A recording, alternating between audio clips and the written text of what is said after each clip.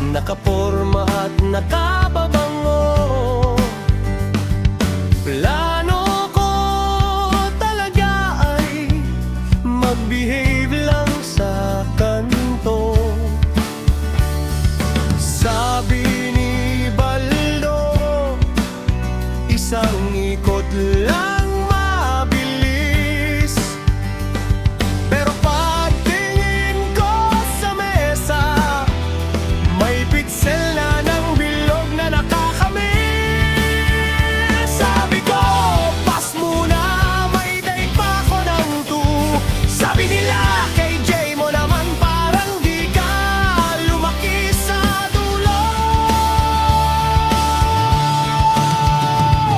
Pagkalipas ng isang oras, ang Ingles ko ay dumudugo. Lahat ng chicks sa kabilang table, akala ko ay nanunuyo. Si Baldo na tahimik, biglang naging Karate Kid. Sinipa yung silya, akala mo ay may kaaway na pa na manhid. Daan ako, heto, kausap ko na ang aso.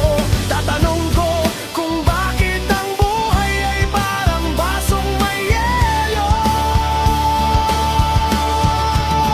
Oh, ang galing mo talaga, parang lasengo.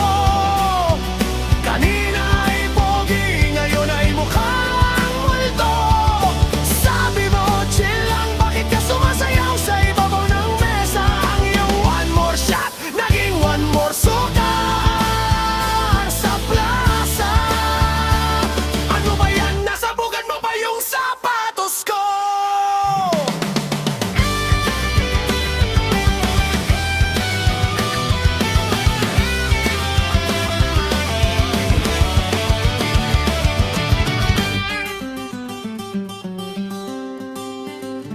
May naghamon ng suntukan pero nagyakapan din.